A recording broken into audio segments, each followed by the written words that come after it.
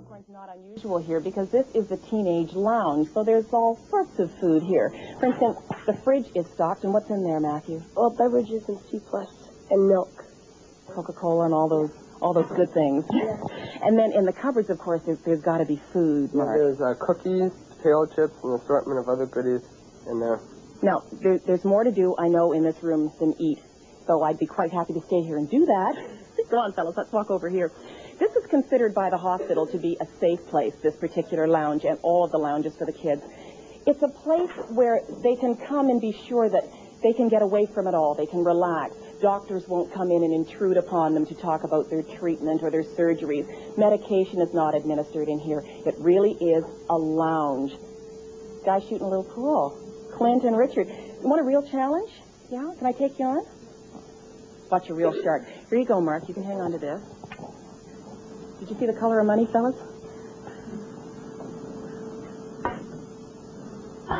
Oh, we won't talk about how I sewered, will we? You two going to stay here with them and see if you do better than I did? Let's walk down here. It's quite a large lounge. If you think of it like your own living room, family room, or rec room, that's what it is. It's a place where teenagers can get together. They can shoot a little pool, eat some potato chips or popcorn, and they can also watch television. It's a place to kind of, I guess they sort of hang out here. Richard, this is a place where you come fairly often.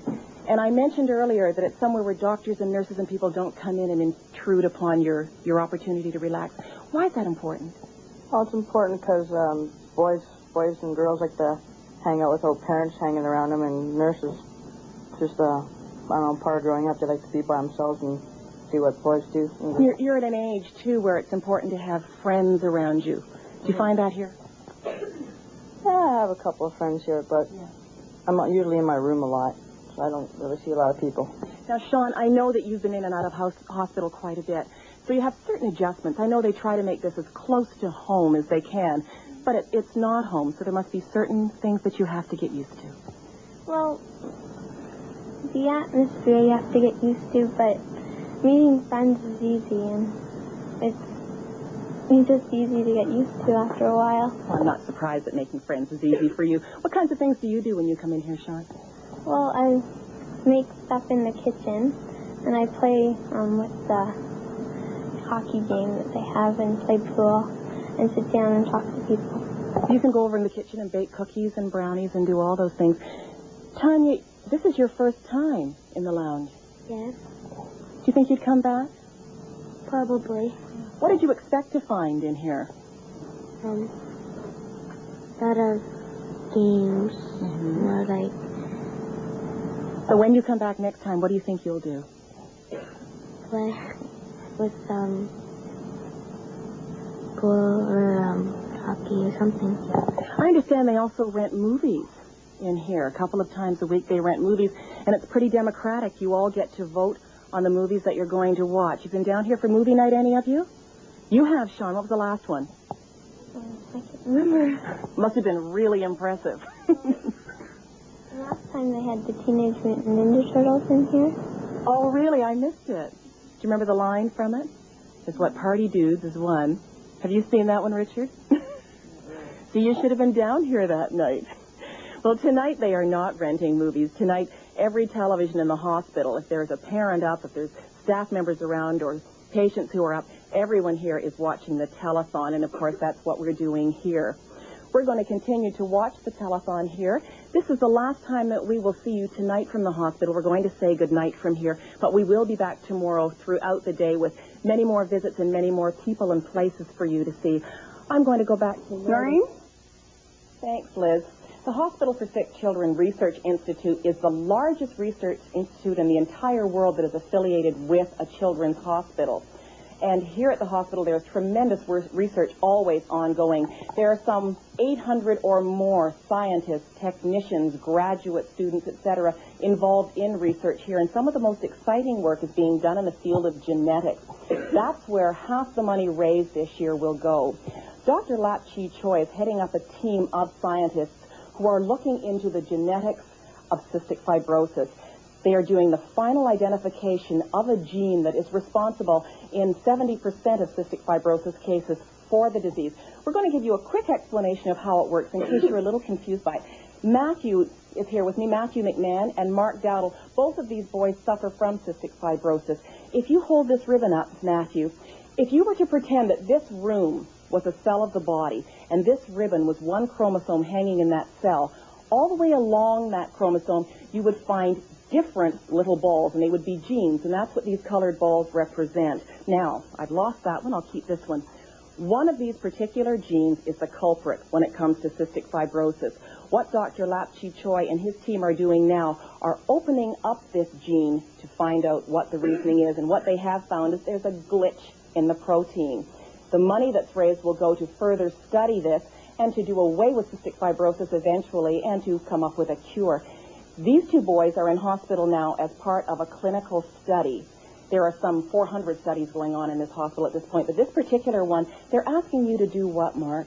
There's two groups. There's one that has an IV, and there's one that doesn't.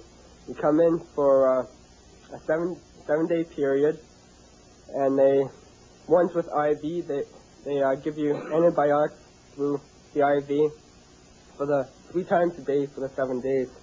And ones without the IV, they just continue on their normal medication.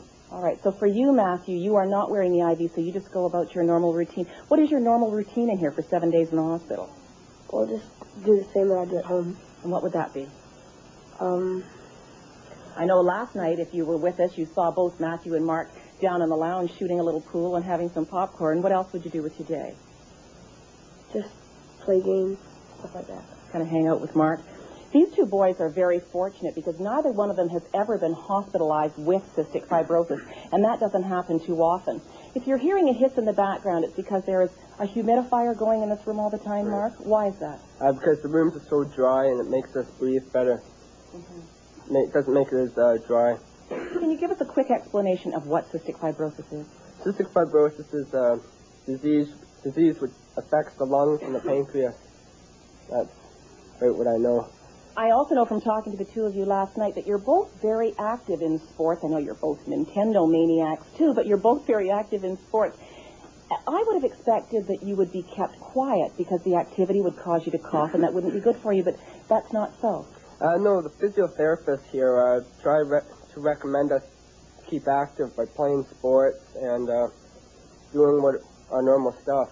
What sports are you involved in, Mark? I like to play baseball and hockey. You like computers? Yeah. And good old Nintendo, Mario, and all of that, right? Yep. Well, we don't have a Nintendo game here with us, but I certainly have two guys that I'm going to continue to talk to. We are going to have another visit for you here at the hospital a little later, but for now, let's go back and see what Pat's up to. Well, I'll tell you, we're coming down the children all but led me through the last couple of days, through their experiences, their challenges.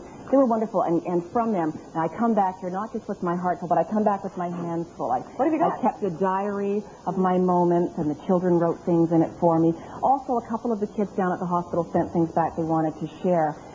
Matt McMahon is a budding cartoonist, and you'll remember Matt as the young boy who was talking us through the cystic fibrosis experience with Mark. He sent back this cartoon, which we should hold up so everyone can see. Tweety bird. Yeah. I caught a putty tat calling in a pledge. Well, we hope you caught a putty tat. There's Matt. Hi, Matt. Hi, Matt. He's watching now. Yeah, he is. Matt's in there, as he said, for 7 days as part of a clinical study that they're doing. He's just seeing himself on TV, yes. Oh, look. And from the production team, from all of us. Oh, thank you. I feel like I should take one flower out and give it to each of the children that I worked with over the last couple of days.